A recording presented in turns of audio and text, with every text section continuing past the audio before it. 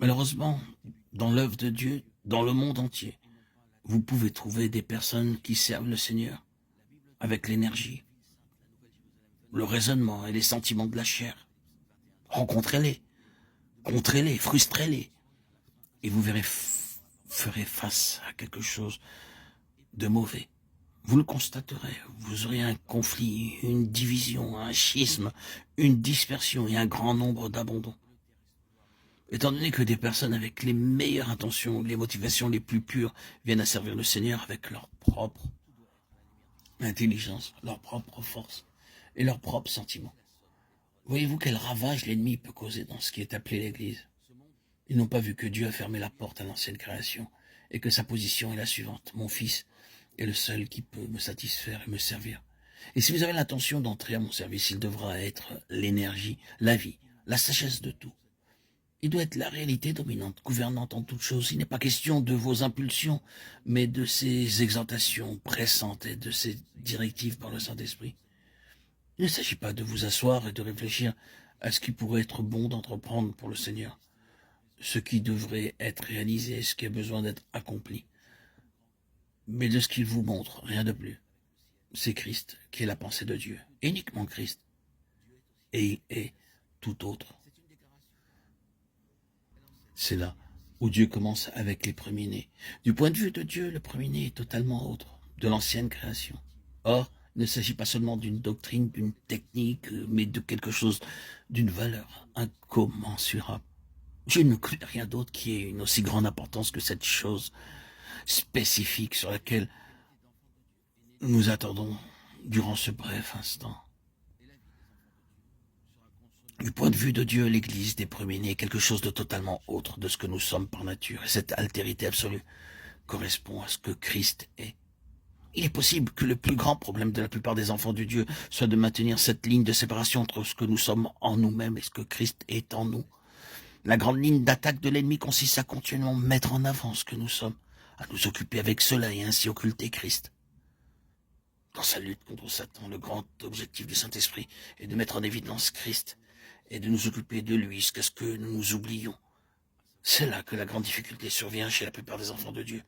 Il y a toujours cette tendance à reculer, à retourner en arrière, qui nous conduit à être centrés sur nous-mêmes, quant à ce que nous sommes, et à nous empêcher d'être focalisés sur Christ et sur ce qu'il est, d'avoir d'une certaine manière cette séparation, ce fossé, cet abîme monstrueux, et la ligne de démarcation effacée de sorte qu'il y a confusion.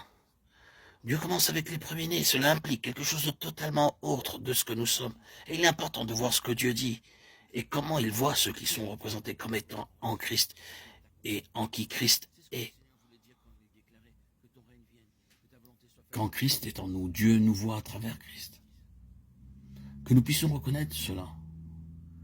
Quand Christ en nous, il y a l'incarnation de la pensée de Dieu, que Dieu peut parler de nous de la même manière.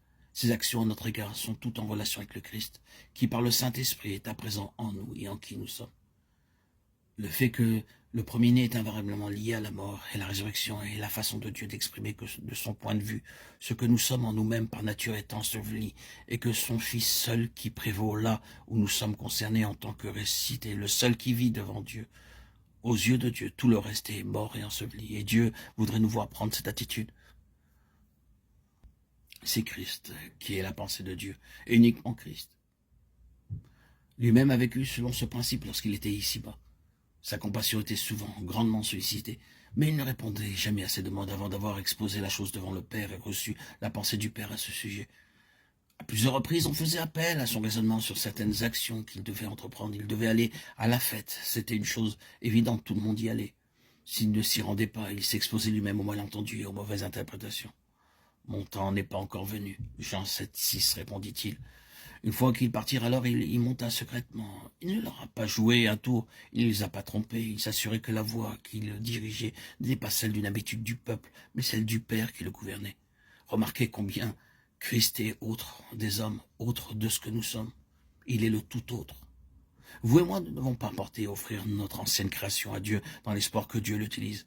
Dieu commence avec la naissance. L'Église des premiers-nés est une chose toute nouvelle et qui est née d'une mort. Cette mort est la mort d'une ancienne création. Et la résurrection n'est pas une sorte de réanimation d'une ancienne création, mais la résurrection de quelque chose qui provient entièrement de Dieu. Bien évidemment, ceci est en grande partie le côté négatif, celui qui interdit, celui qui s'oppose, celui qui coûte. Il y a l'autre côté, la réalité grande et bénie, qu'à l'opposé de ce que nous sommes par nature, nous trouvons Christ en tant que sujet de la préoccupation de Dieu et celui du centre d'intérêt du Saint-Esprit. Le Saint-Esprit possède la vision de Dieu, celle que Christ est l'objet qui est toujours en vue. Dieu regarde au seul, en qui il n'y a pas le moindre motif de condamnation, et il dit, votre délivrance consiste à être occupé avec le fondement où nous ne trouvons aucune condamnation. Christ. Ici se trouve tout le secret de la vie du croyant. C'est le chemin de la délivrance. Notre plus grand besoin est d'être délivrés de nous-mêmes en Christ.